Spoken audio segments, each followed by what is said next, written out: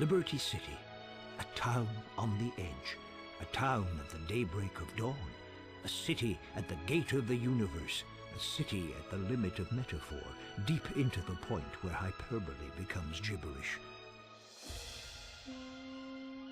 The gateway to the new world was also a terrifying den of iniquity, and the campaign to clean up Liberty City and shut down the comatoriums began almost as soon as the city was founded. What most people don't know, but what I discovered through extensive reenactments, purely for research of course, was that in the comatoriums they used pig fat as lubrication, which in many ways is far superior to modern-day petroleum jelly. Another thing worth bearing in mind is that in the spring of 1647, the East India Trading Company hired a cross-dressing director general for New Rotterdam named Gloria Hole. He had lost his right leg in an unfortunate industrial accident while preaching the good word to some savages by, blowing them up with a cannon, which backfired. Puritanical and self-righteous, he had orders to return civility and productivity to the colony. Within weeks, he had banned drinking, smoking, fornicating with Indians, Texas Hold'em, missing church, anal beads, laughter, and imposed strict fines for male camel toe and whistling in public. It wasn't well received. The city was burned to the ground.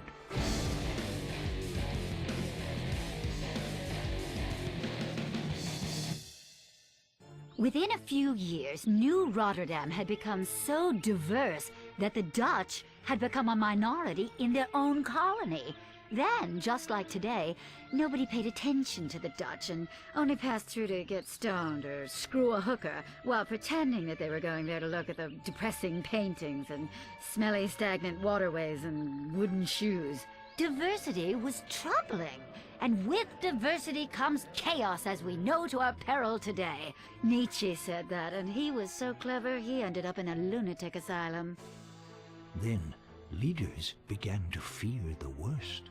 They were totally petrified of the Jews showing up. Taxes were reduced so everyone could afford their own firearm, and a pattern for the country was now set in stone. Ignorant, scared xenophobes armed to the teeth trying to protect their borders. It's always been a great nation.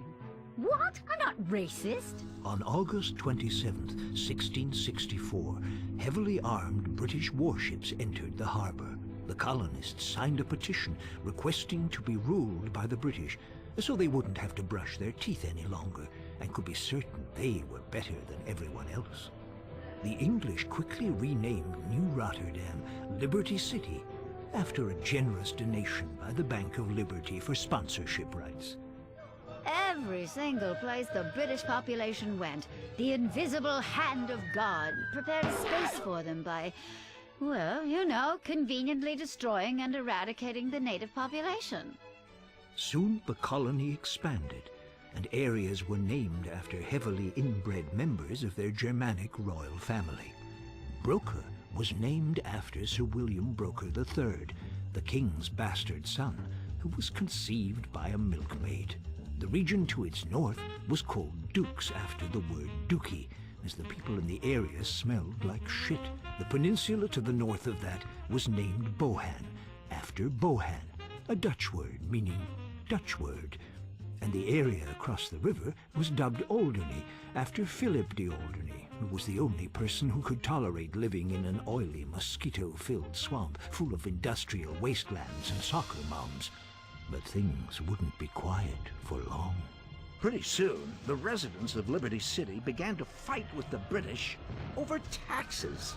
Americans felt, and rightly so, that they shouldn't have to pay any taxes.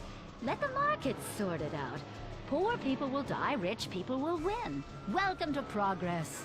And so began the American Revolution, a bloody battle by men and women who wanted to leave the tyranny of England's tax structure that paid for burdensome health care and unnecessary public education. This was a war agitated by a number of musket companies who knew they would win whatever the outcome. And of course you can still see that rich tradition today. Americans don't want health care or education. No, we want guns and fireworks shows and wars so politicians can invest in armament companies and clean up. And of course we want drugs. Oh, yes, lots of those. Strong ones you take with young co-eds when discussing their thesis and then begin to rub their thighs while they say, "Didn't I hear you on that documentary?" And you whisper to them until they pass out. But I digress.